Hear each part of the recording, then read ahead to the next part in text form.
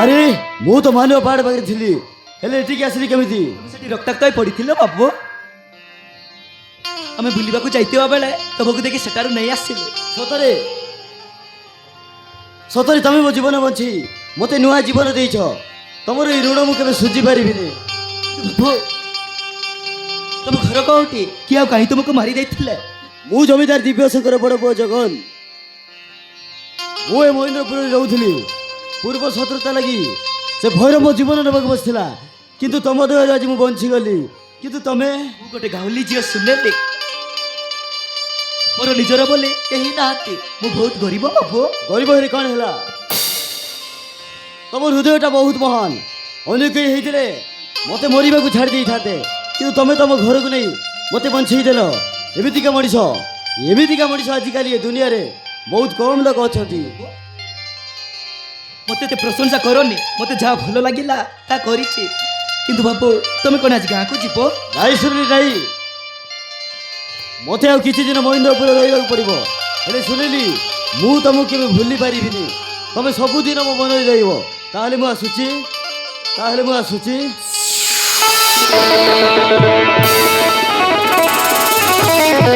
ରହିଯା ବାବୁ, ଏଠାରୁ ଯିବା ପୂର୍ବରୁ ଆମ ଖତାରେ ଜବାବ ଦେଇକି ଯାଅ। କ'ଣ କହିବାକୁ ଚାହୁଁ? ତମେ ସୁନେଲି ପାଖରେ 4 ଦିନ ରହିଛ, ସେଇଠି ତମେ ରାତି ବିତେଇଛ। ଏଇଟା ଆମ ଗାଁ ପାଇଁ ମହାପାପ। ତମେ କ'ଣ କହୁଛ? ସେ ବାବୁ ମୋ ଘରେ ରାତି ବିତେଇଥିଲେ, କିନ୍ତୁ ଆମର କିଛି ବି ପାପ ସମ୍ପର୍କ ନାହିଁ। ତୁ କହିଲେ କ'ଣ ହବ ସୁନେଲି? ଆମ ଗାଁରେ ନିୟମ ରହିଛି, ବାହା ହେଇନଥିବ ପୁଅ ଝିଅ ଗୋଟିଏ ଘରେ ରାତି ବିତେଇ ପାରିବିନି। ଯଦି ବି ଗୋଟିଏ ଘରେ ରହିଲେ ତାହେଲେ ଦଣ୍ଡ ଭୋଗିବାକୁ ପଡ଼ିବ। ବାବୁ ମୁଁ କିଛି ଦୋଷ କରିନି, ୟା ପରେ ବି ମୋତେ ଦଣ୍ଡ ମିଳିବ। ତାହେଲେ ମୁଁ ସୁନେଲି ପାଇଁ ସବୁ ଦଣ୍ଡ ଭୋଗିବାକୁ ରାଜି ଅଛି। କୁହ ମୋତେ କି ଦଣ୍ଡ ଦେବ?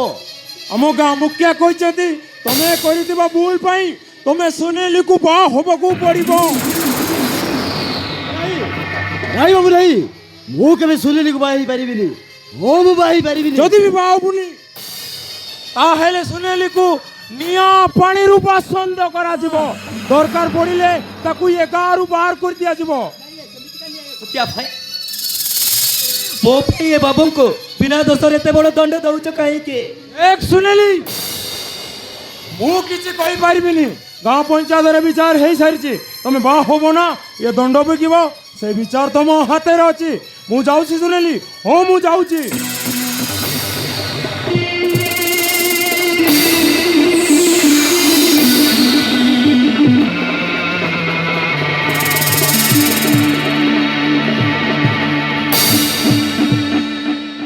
ବାବୁ ଏବେ କ'ଣ ହବ ବାବୁ?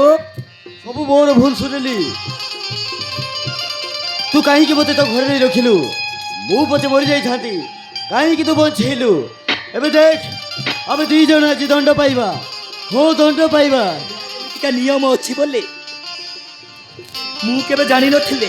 ବାବୁ ତମେ ତ କିଛି ଦୋଷ କରିନ, ତମେ ତମ ଗାଁକୁ ଚାଲିଯାଅ। ଏମାନେ ତମର କିଛି ବି କରିପାରିବେନି। ହଉ ଜଲ୍ଦି ତମେ ଫେରିଯାଅ। ଏ ତୁ କ'ଣ କହୁଛୁ ସୁନିଲି? ମୁଁ ସିନା ଏ ଗାଁରେ ଲୁଚିକି ଚାଲିଯିବି, କିନ୍ତୁ ଏଠି ତ ଅବସ୍ଥା କ'ଣ ହବ ତୁ ଜାଣିଛୁ?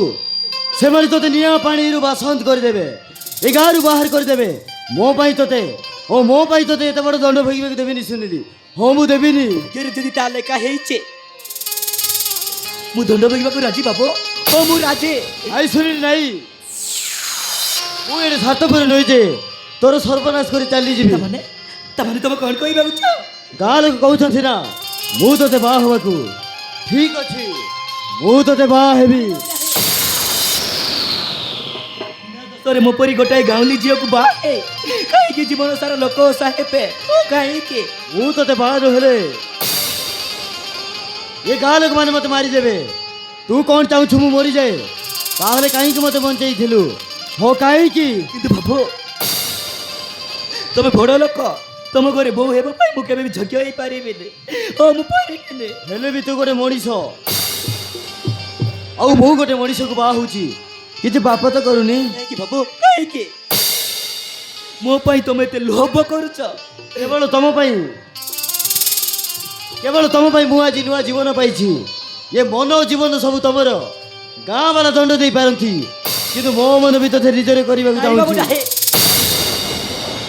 ମୋ କଥା ମାନ ତମେ ଏଟା ଚାଲି ଯାଅ ହଁ ଚାଲି ଯାଅ ଠିକ ଅଛି ତମେ ଯଦି ମନା କରୁଛ ତାହେଲେ ମୁଁ ରହିବି କାହିଁକି ସେ ଗାଁ ଲୋକ ପଛେ ମୋତେ ମାରି ଦିଅନ୍ତୁ କିନ୍ତୁ ମୁଁ ମରିଗଲେ ବି ଦୁଃଖ କରିବିନି ଯାଉଛି ତାହେଲେ ମୁଁ ଯାଉଛି